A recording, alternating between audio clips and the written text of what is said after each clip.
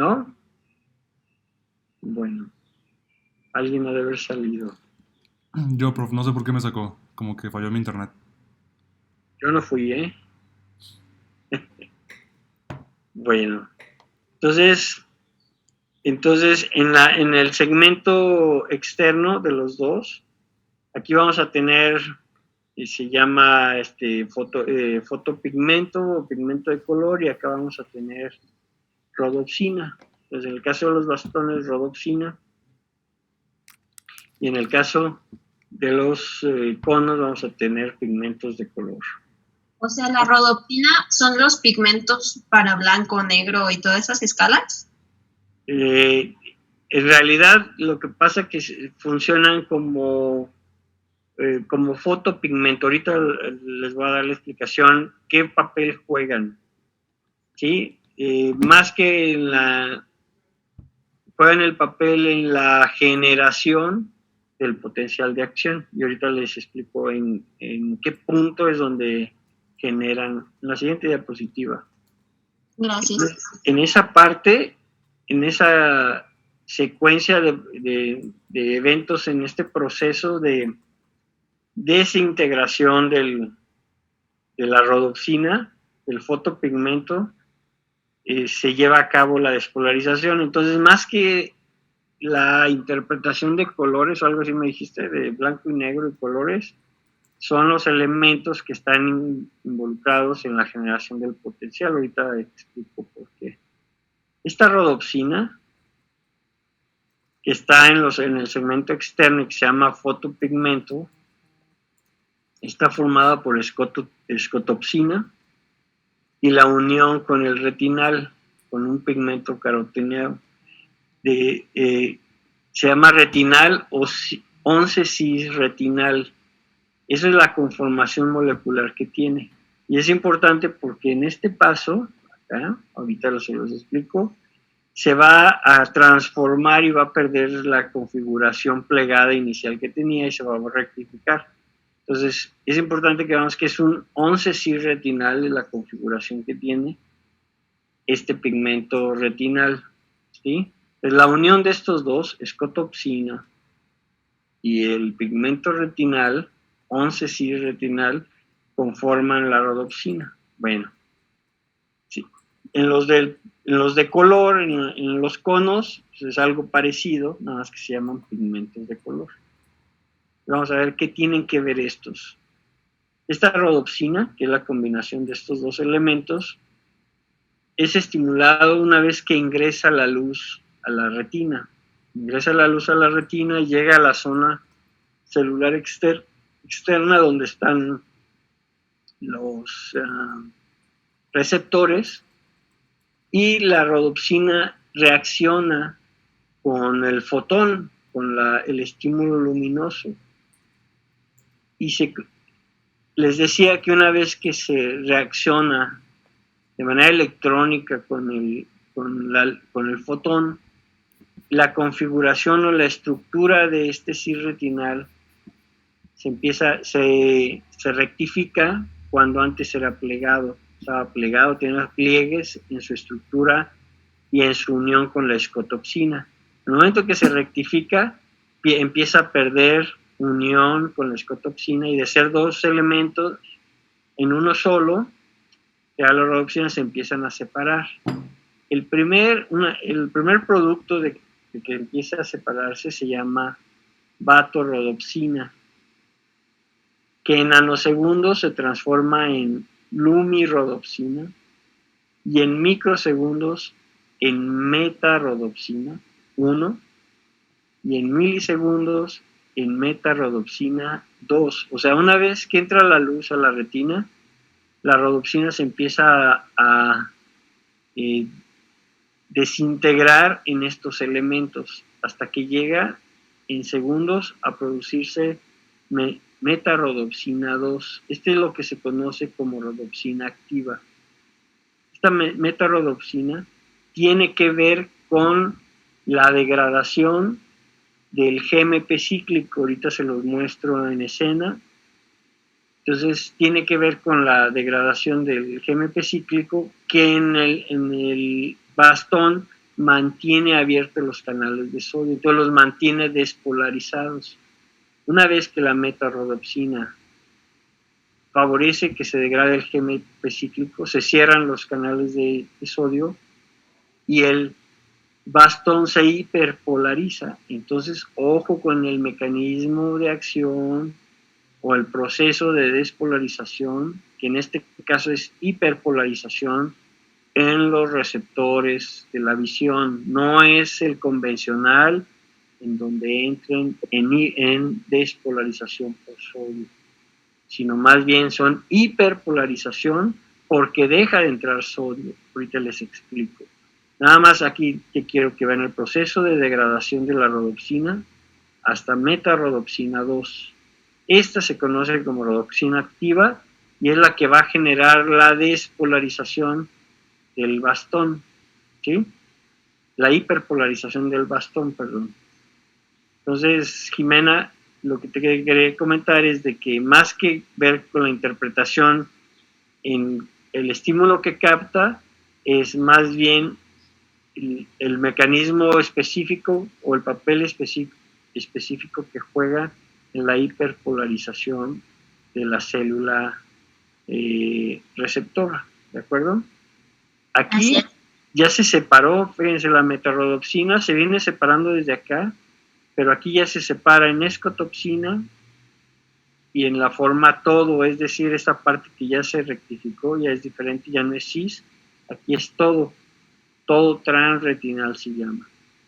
Pero a través de una isomerasa se vuelve a su forma original como 11 cis y se vuelven a unir, entonces se vuelve a formar rodopsina. Este es un ciclo en donde no se debe de consumir el producto. El producto se conforma por dos sustratos y los dos sustratos se vuelven a reunir y vuelven a hacer la parte funcional como fotopigmento rodopsina. Entonces aquí no se debe de perder. Si se perdiera, tenemos un almacenaje que es a través de la vitamina A. Si se fijan, acá está abajo. Se puede estar transformando la vitamina A en el sustrato para que se siga formando rodopsina. El detalle es de que hay pacientes que tienen deficiencia de vitamina A y ¿cuál es la consecuencia? Presentan ceguera nocturna, o sea, incapacidad para ver o para agudizar la visión en un estado de oscuridad. Entonces, ceguera nocturna por deficiencia de vitamina A. Este es el almacén, el almacén para que no se pierda esta vía en la activación de los conos y los bastones. ¿De acuerdo? Todo el proceso. Y aquí es donde actúa, miren. Este es el bastón y tiene canales de sodio, canales de potasio. En el segmento externo. En el interno tenemos la bomba de sodio-potasio. Entonces, estos canales están continuamente abiertos. Cuando están en oscuridad, están abiertos, porque este elemento, el GMP cíclico, que sería el monofosfato de guanosina cíclico, mantiene abiertos estos canales. Entonces el sodio está ingresando por gradiente y la bomba sodio-potasio lo saca acá en este segmento, en el interno, ¿de acuerdo?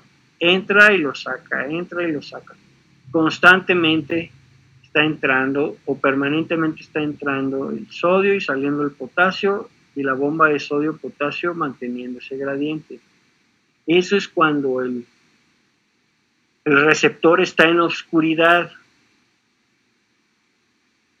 ¿Qué sucede? Que si está modificando su potencial de acción de ser de menos 70, pues está ingresando formas positivas, entonces el potencial de acción es de menos 30. Entonces se positivizó en alguna manera cuando está en oscuridad.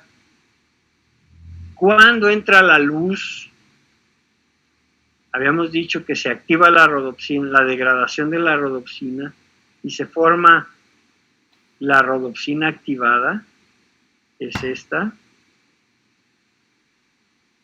Esta rodopsina activada activa una enzima, una fosfodiesterasa, que lo que va a hacer es degradar el GMP cíclico.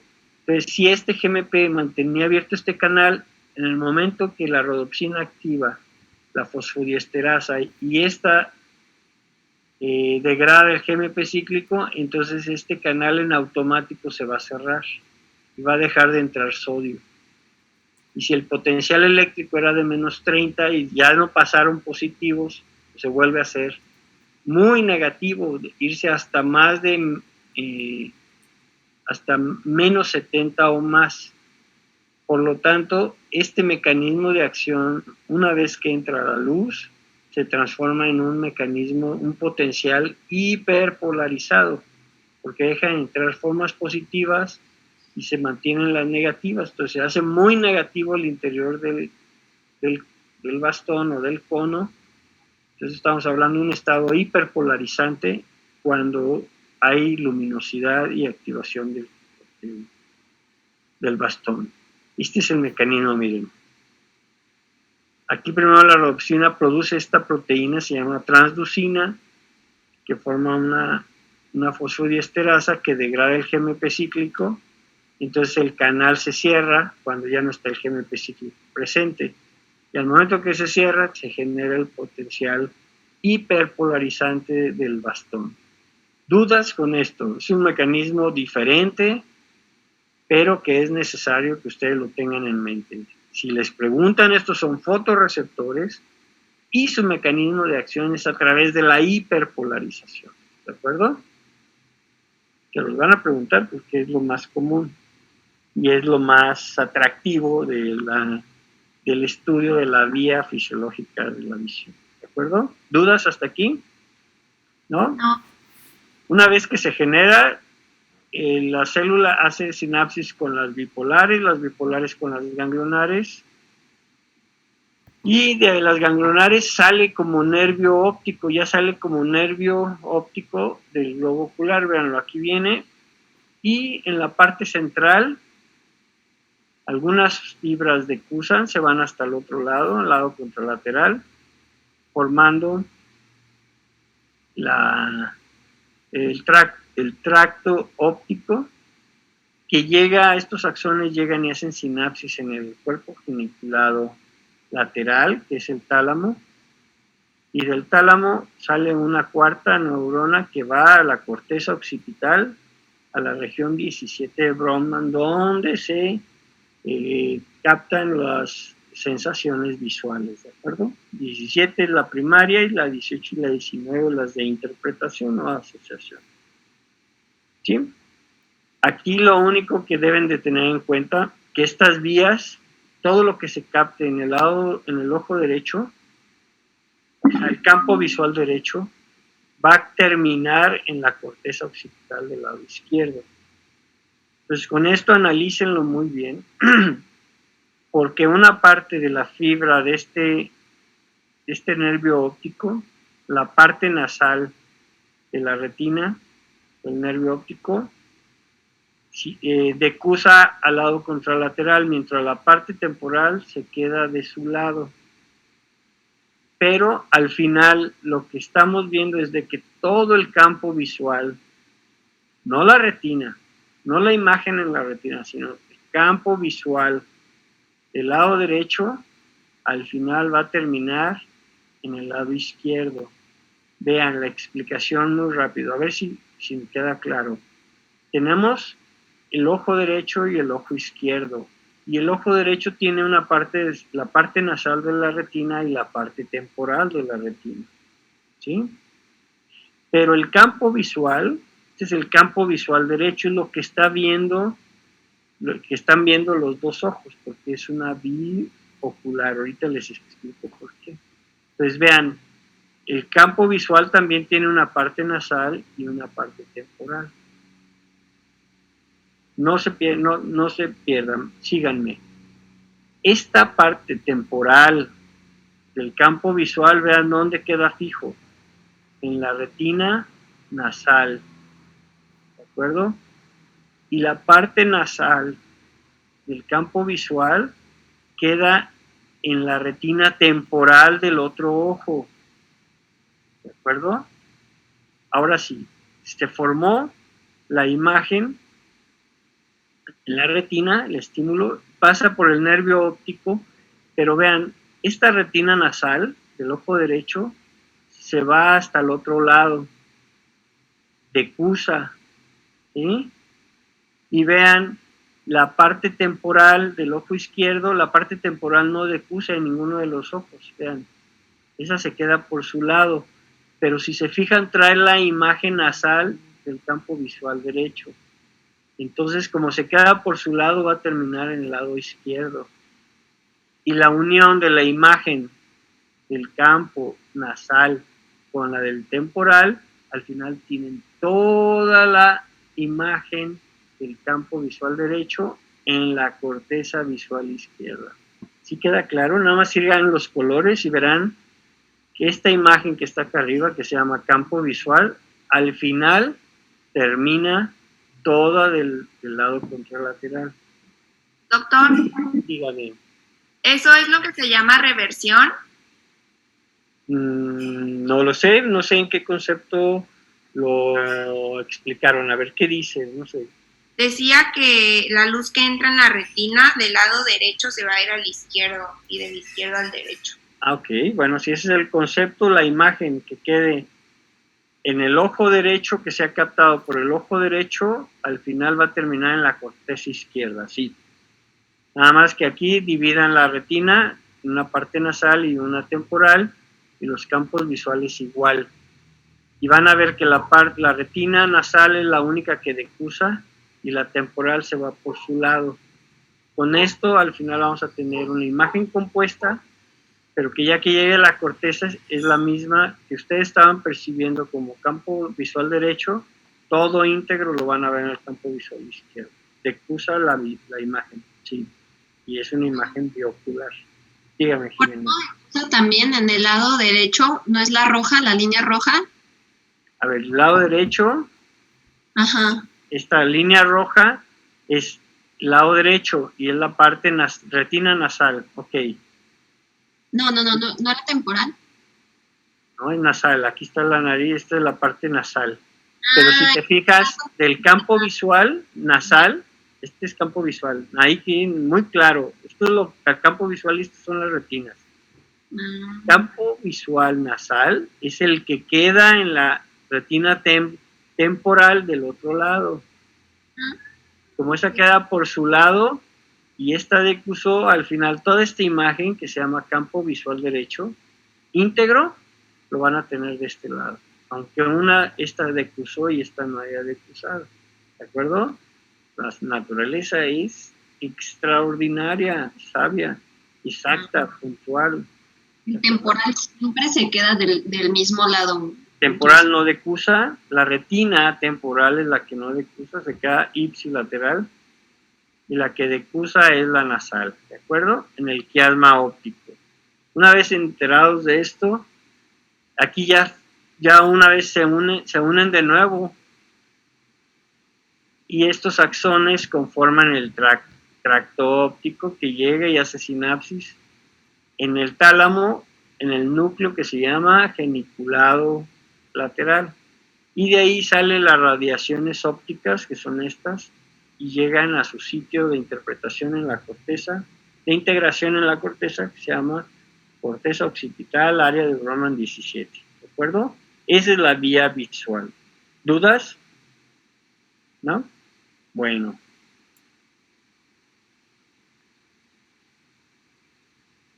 Esta es una imagen, pues es la que viene en el tórtora, pero es lo mismo. Entonces, nada más sigan los colores, vean cuál decusa y cuál no, y van a ver que todo lo que está captado, este campo visual que está en el lado derecho, al final todo íntegro termina en el izquierdo, aunque fibras decusaron y fibras no. ¿De acuerdo? Muy bien. Son las del Brodmann y pasamos al siguiente. ¿Dudas hasta aquí? ¿No? Bueno, el siguiente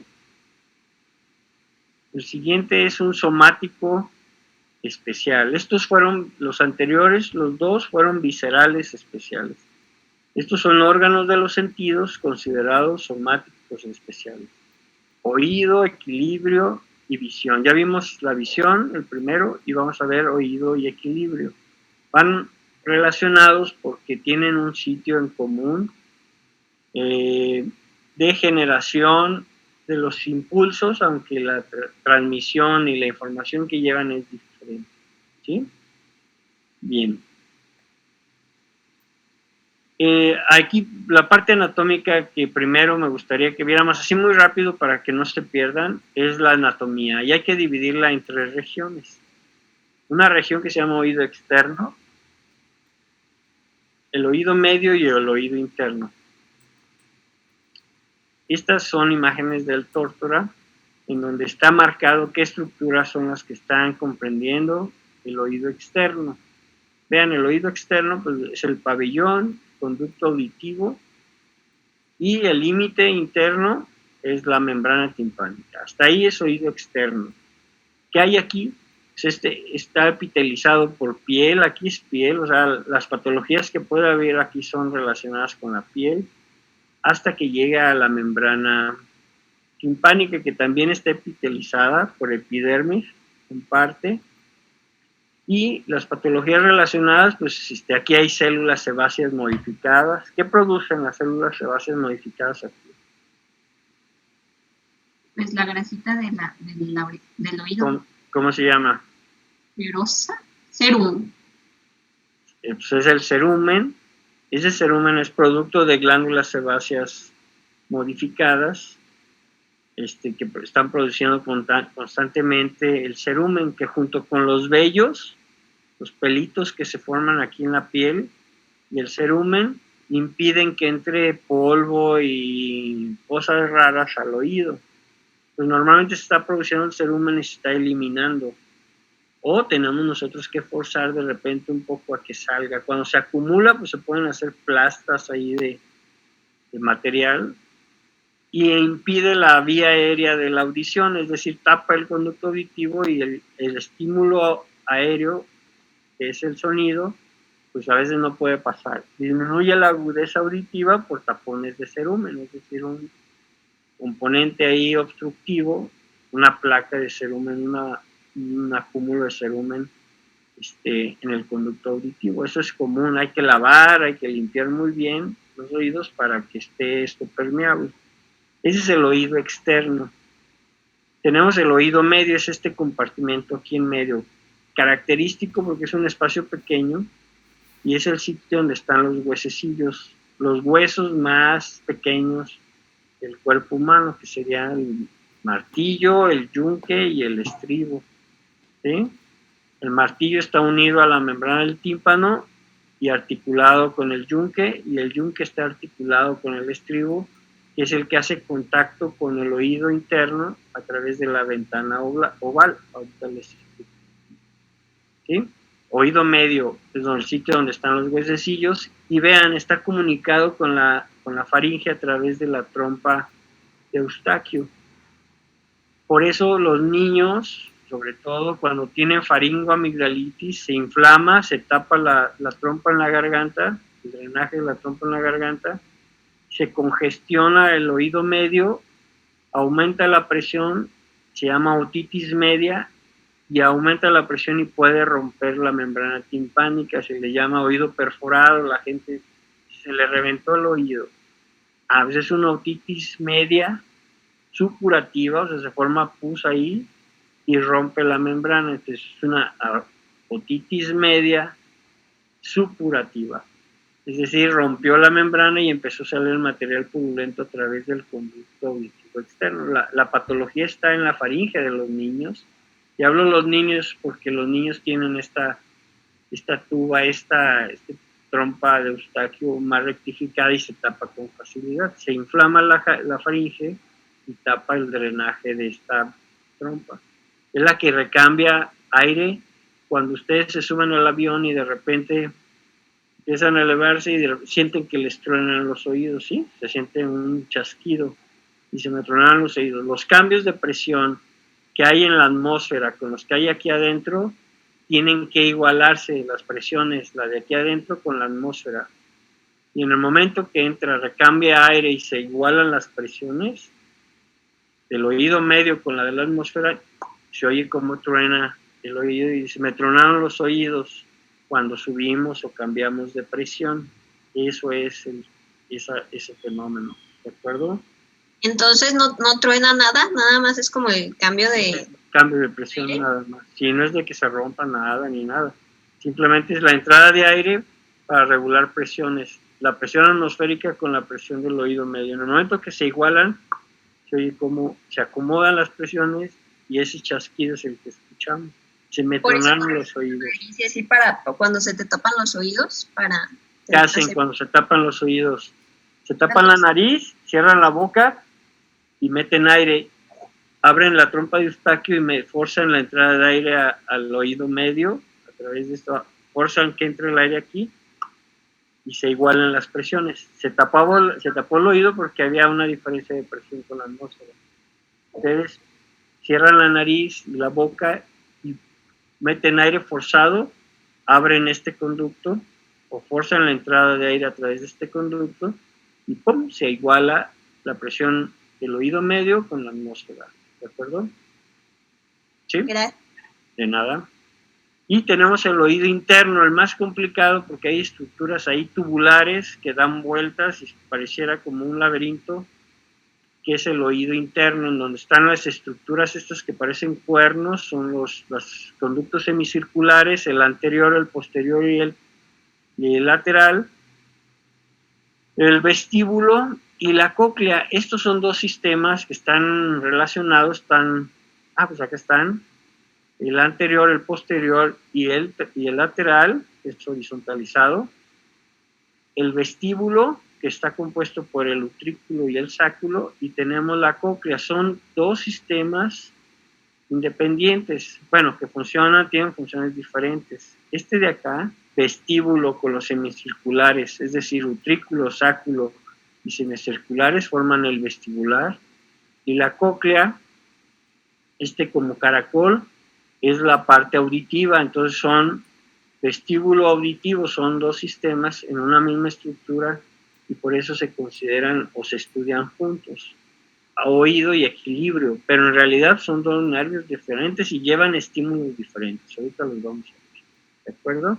Entonces ya tenemos bien estudiado oído externo, oído medio, oído interno. Las patologías de oído interno es muy neurológico. Si se destruye esto, pues son los nervios vestibulares. Tenemos procesos degenerativos como el vértigo o la patología de Meniere. O tenemos destrucción de la cóclea, vamos a tener sordera, o destrucción del nervio coclear, pues vamos a tener sordera primaria, ¿de acuerdo? Hay fármacos como la gentamicina, canamicina, amicacina, todos los aminoglucósidos son tóxicos y producen degeneración de estas estructuras que ahorita vamos a ver y provocan sordera secundaria a fármacos, por ejemplo, por decirles algo. Este es el oído medio para que vean la magnitud de los huesecillos. Aquí tenemos el martillo, que está unido fijo a la membrana timpánica y le transmite las vibraciones de la membrana timpánica al martillo. El martillo vibra y se las pasa al yunque, están articulados, y del yunque al estribo. Aquí está el estapedio, este es el músculo más pequeño de todo el cuerpo. Está articulando el yunque con el estribo, y lo que hace es cuando se contrae, cuando tenemos un sonido muy fuerte y se mueve la membrana y mueve el martillo, para evitar que el yunque desplace de manera forzada el estribo y lesione el oído interno por un sonido estridente, se contrae y fija los dos huesecillos y no permite que se mueva, ¿de acuerdo? Y está el otro que es el tensor del tímpano. Va y se fija la membrana del tímpano y tiene el mismo efecto. Tensa la membrana para que un sonido muy fuerte no la haga vibrar tan fuerte y se lesione. Ese músculo, ¿quién lo inerva? ¿Se acuerdan? ¿Qué par craneal? Pregunta de examen.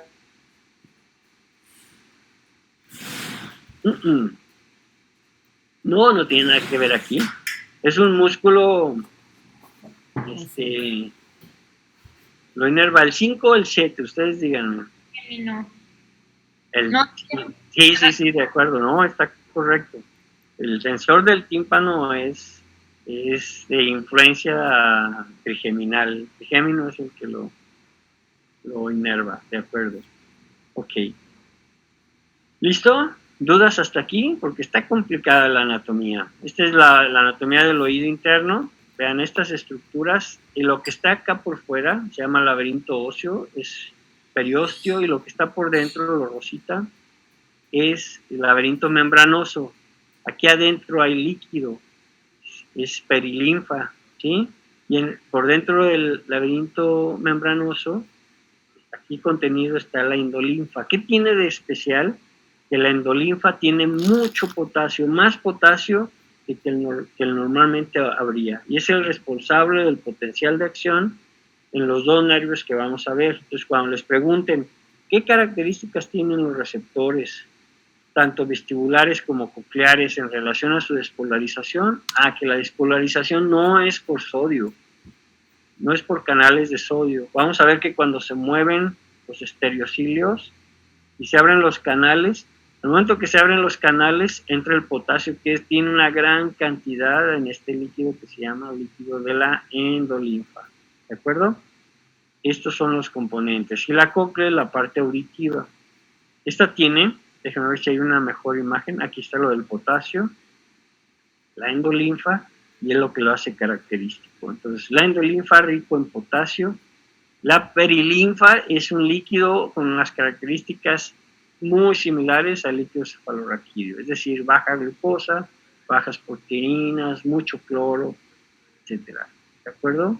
Las mismas características. Y para que vean cómo está organizada la cóclea, es como un caracol, son 3 conductos en uno, van acoplados. En la parte más superior va la rampa vestibular, en la media va el conducto coclear, que sería este rosa, y acá abajo está lo que se llama rampa timpánica. Las dos rampas, la vestibular, la de arriba, y la timpánica, la de abajo, tienen perilinfa, ¿sí? Y la coclear, el conducto coclear, que sería el del medio, tiene endolinfa. Entonces ahí es un líquido rico en potasio. Y ahorita vamos a ver por qué.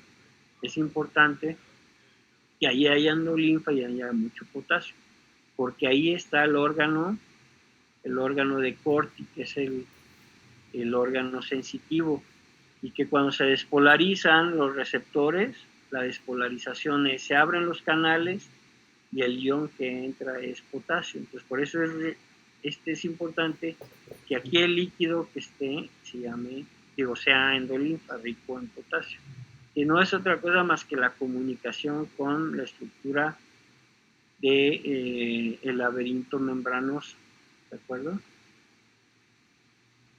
Estas son las dos rampas y el conducto, nada más que es un corte así como sagital. Van a ver que esta es la rampa vestibular que va por arriba, la timpánica que va por abajo, y en medio de las dos está el conducto coclear. Y aquí está este órgano que se llama órgano espiral de Corti, el órgano sensitivo, y de aquí sale el nervio acústico o coclear. ¿De acuerdo?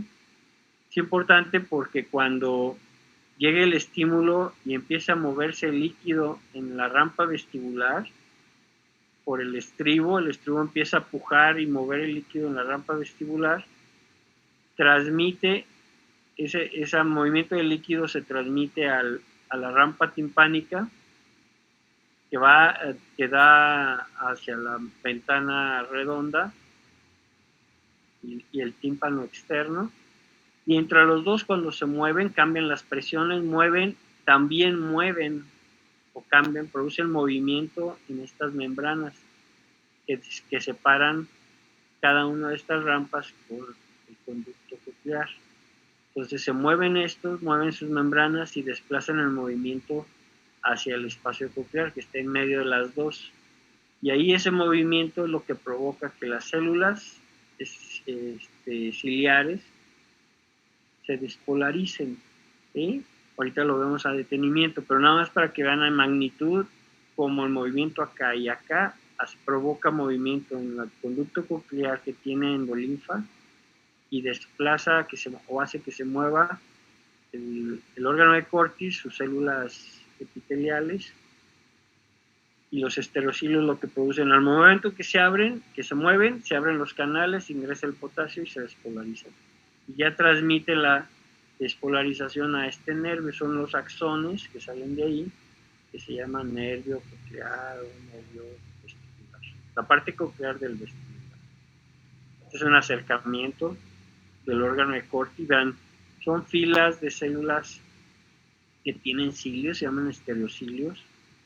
La célula externa y esta es la interna. Y están fijas a una membrana que está acá arriba, que se llama membrana tectorial. Están fijas. El movimiento que llegue de la parte de arriba, que era la rampa vestibular, y de la rampa timpánica, provocan que esto se mueva y se desplacen estas células, y al desplazarse dejan abiertos los canales, ingresa el potasio, que es rico en la endolinfa, y inicia la despolarización de esta neurona. Esta neurona pues, son los axones del ramo coclear del nervio vestibular. Este es el que lleva la audición. Entonces un sonido provocó todo esto y al final tenemos un estímulo eléctrico. Está fácil, ¿no? Aquí va todo el evento, vean. Llega el sonido, es una onda sonora, mueve la membrana timpánica, la hace vibrar, sigue siendo efecto físico, es una onda sonora, choca, mueve la membrana timpánica y recuerden que el martillo está articulado en el oído medio, por la parte de adentro del oído medio está articulado, o fijo, perdón, a la membrana timpánica. Entonces empieza a vibrar también el martillo. Entonces de ser físico, un evento físico, se hace mecánico. Entonces ya el martillo mueve al yunque y el yunque mueve al estribo. El estribo, vean cómo hace contacto con este agujero que se llama ventana oval y está conectado con la rampa vestibular, está llena de perilinfa. Entonces cada que se mueve el estribo, es como cuando ustedes meten el freno, mueven el líquido porque es hidráulico. Entonces mueven el estribo y se desplaza el líquido, la perilinfa de la rampa vestibular y la empuja. Y vean, lo empuja y se pasa, ese líquido está también en la rampa timpánica y circula hasta el otro lado y aquí tenemos la ventana redonda, que es donde está la membrana timpánica, pero membrana timpánica externa o secundaria, así se llama, ¿de acuerdo? No es esta.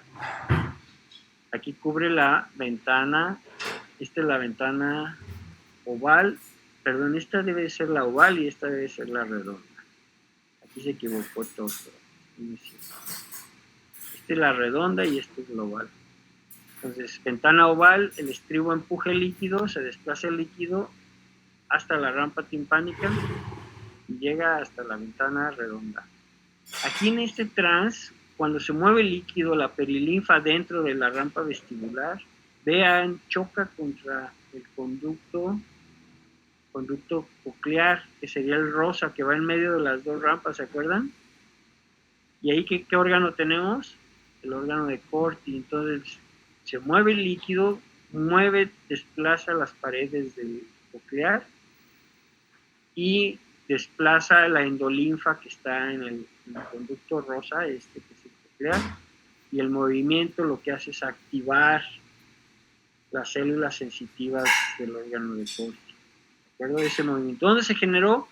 Pues desde la llegada de una onda sonora física, se transformó en mecánico con el movimiento de los huesecillos, se hizo mecánico hidráulico y culminó con la generación de un potencial de acción en una célula nerviosa.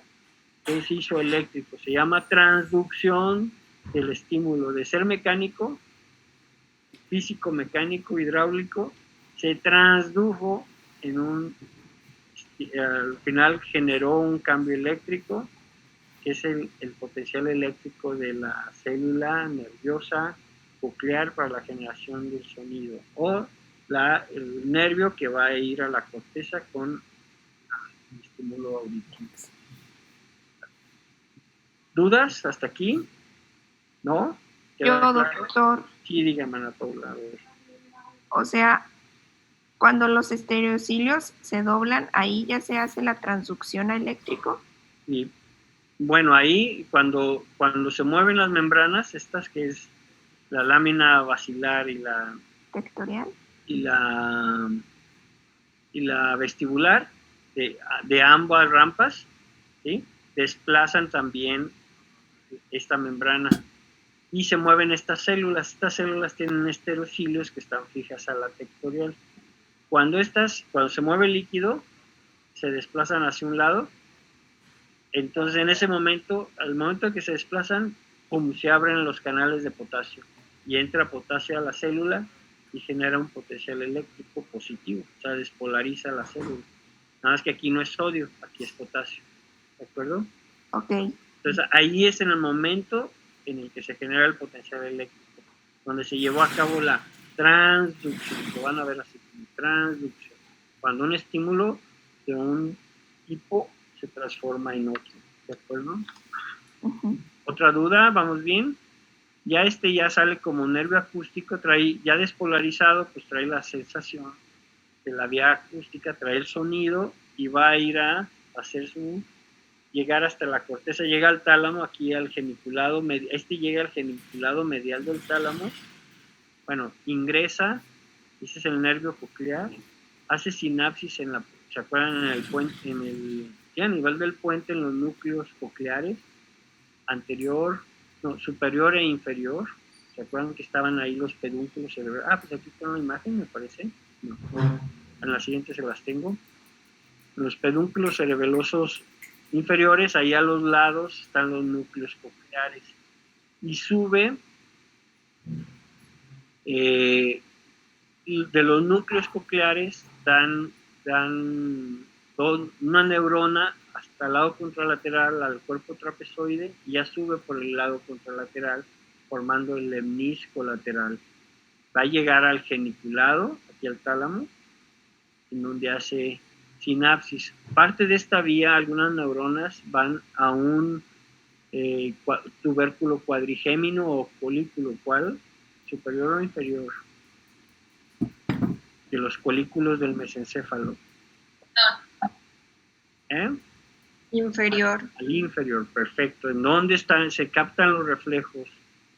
O va a controlar reflejos musculares de acuerdo a sonidos percibidos, ¿de acuerdo? Y aquí del tálamo sale una última neurona, sería 1, 2 al trapezoide y 3 del tálamo a la corteza,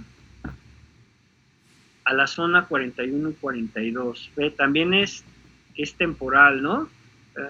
Aunque está aquí metida, pero es la parte del área temporal. ¿Dónde percibimos sonidos? Pues en la región temporal, más bien en la región del lóbulo temporal, en el área 41 y 42 de Brodmann. Es lo que les decía. Estos son los cuerpos trapezoides, ya de Cousteau, sube como lemnisco lateral, llega al geniculado medial y algunas fibras llegan al folículo inferior.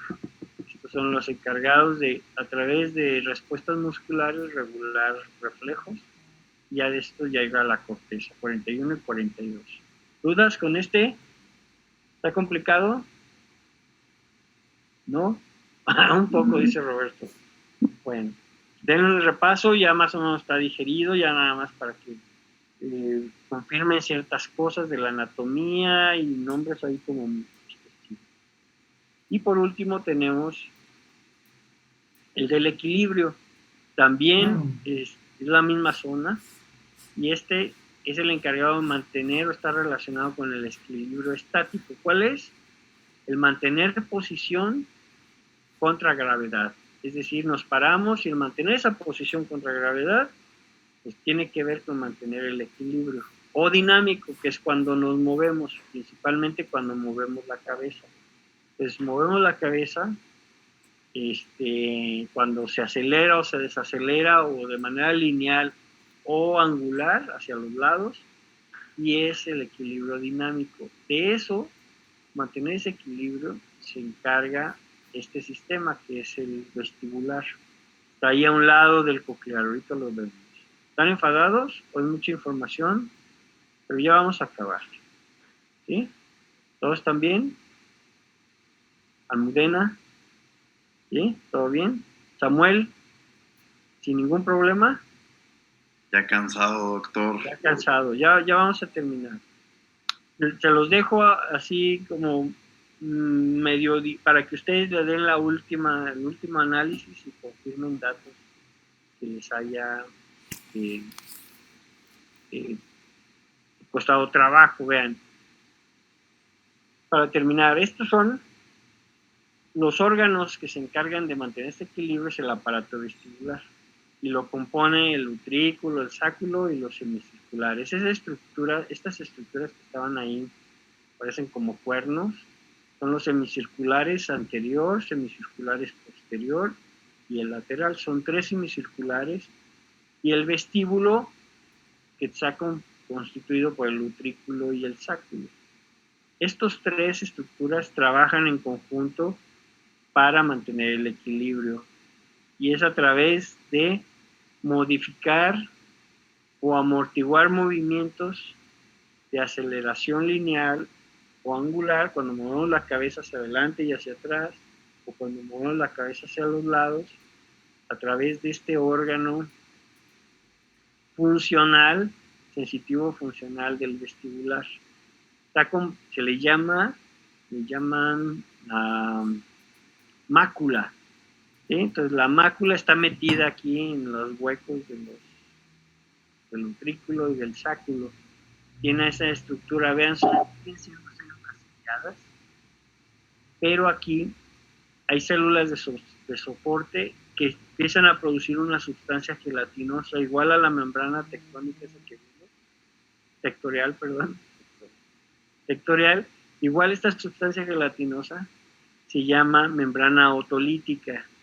La producen las células de sostén que estarían aquí, y protegen las células ciliadas. Los estereocilios estarían aquí metidos.